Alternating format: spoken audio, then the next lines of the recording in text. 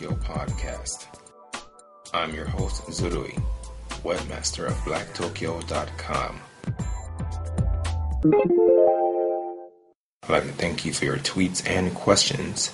Please feel free to follow the conversation by adding your comments or sending me tweets at www.twitter.com/blacktokyo. You can also find and follow Black Tokyo on Friend Feed.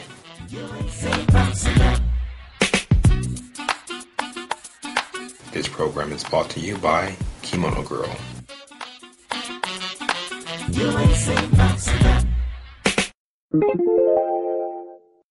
We're talking to Bradford Bell, and I'm basically going to discuss his recent trip to Japan. First of all, Brad, can you give us some background on who you are and what you do? Well, I have a background in post-production sound for film and television. Yes. And my wife, a while back, had proposed the idea of moving to Japan. And I had been entertaining the ideal for years, but never really had the drive to go. So during a recent trip, which was part vacation, part business, I happened to meet with my associates of the company I work for there to inquire about any possibilities. And turns out I had an interview with a outside company that sort of like a vendor. They subcontract for us. Yes. And they do the Japanese dubs for films. So I ended up not much of a vacation and ended up doing a series of interviews with that particular company, and I met with them on at least 3 occasions. So I thought that was sort of an interesting part of the process, as I went back and forth at least 3 times to that particular company. 3 times you met with them while you were in Japan, or you returned to the States and then went back to Japan? While I was in Japan, over the period of about a week. Yeah, maybe about a week and a half. Maybe I met with them on 3 occasions. It was a volley of emails, a couple of telephone calls, and then 3 actual in-person meetings. Okay. May I ask why your initial delay on wanting to relocate to Japan for work? Well, one of the things, there's a big misconception about Japan that the salaries are, wow, you can really make a killing in Japan. And if you're a Westerner, there's a niche that you can utilize. Nothing could be further from the truth. Salaries are considerably lower in Japan, so that's one very big misconception. Okay, lower, and can you give a gauge? Let's say, for example, if you're used to making, let's say, $6,000 a month, yes, give or take, just for that, it would be half. Okay. In some cases, with maybe a smaller firm or a smaller studio or independent mom and pop type of operation. Okay. And despite your background, like let's say if you've been in the industry, whatever you may do, IT, entertainment, financial, management positions, despite your background and your pedigree and your history, you will, in a sense, start, near the bottom. Okay. And so if their salary ranges from X amount of dollars to X amount of dollars, you will most likely be towards the lower end of the spectrum and not, start in the middle or anywhere near the top. Interesting. So that is one thing that I personally encountered. I understood going into it that probably the offer would be low, but it was much lower than I expected. Okay. And speaking on background, can you give us a little bit more information as far as how you actually got into the business, and why Japan and why Japanese? Well, when I first got into the business, I was a assistant to a record producer. Okay. So I would do his dry cleaning runs, get the groceries, give the nanny and the baby a ride to the park, things like that. Yeah. But in his off time, or if he traveled, I would stay at his home, and there was a studio adjacent to the home, and I would just basically be the caretaker. And if clients booked the place, I would make sure the billing and whatnot was done and tend to the client's needs. And he'd give me free reign with the studio so I could experiment and do some things on my own. Yes. And so that sort of became the catalyst, and I ended up working on music and with various genres, rock, rap, hip hop, everything in between. And I was approached about doing remixes for Japanese artists because I had experimenting with taking a cappella vocals and putting new music to them and things like that. And someone told me, yeah, that would be really big in Japan.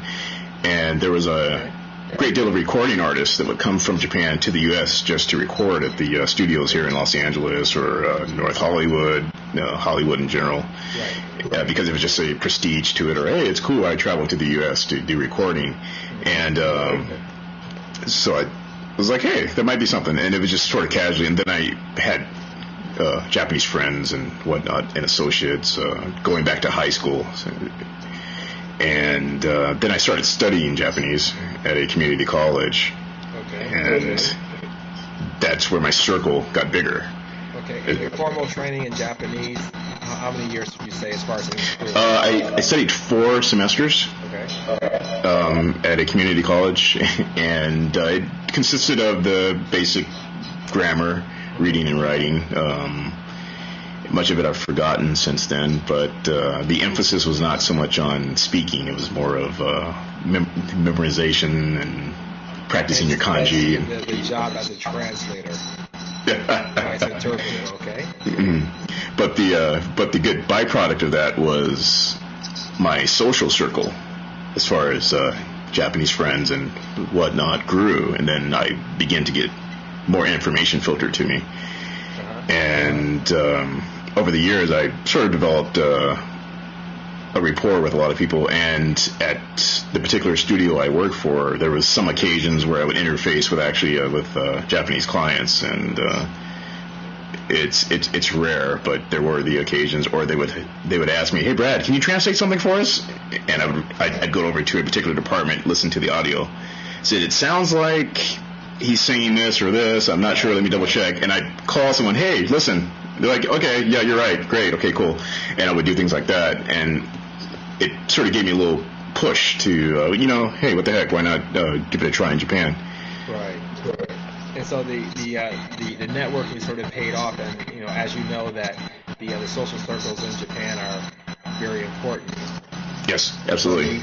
You basically, I guess, laid the groundwork here in the States and carried over into Japan. Yes, basically, yeah, because the social circles, as you stated, are extremely important to business getting ahead, and it's really a social thing as well, as you may know, and a lot of Americans maybe are not used to that. The after work, go get drinks, and to the point of you're out all night and then you got to get up early the next morning. Not to say that it's unheard of here, but it's just there's a whole different dynamic that's involved with it. If I can drink with you and eat with you and break bread with you, basically, then I can do business with you. Right. And I know you've worked on some pretty big movies and everything. I won't name them, but I know that some very big movies. And some great work. And it's one of those things that for people in Japan to go see a movie and they see the subtitles or the G-mark, for example, and not realize that the man or the person behind it. Sure. It's just really great to see and hear that it's someone that they may not have expected. I know of one woman in Japan who was actually in the business, actually a friend of mine's rival, and you see most of her work on a lot of the films that are over there. And I remember watching some of the black films that are shown in Japan, and just that lost in translation when the subtitling comes across the screen because of the various cultural nuances and things. Sure. And before I actually get back into your interview,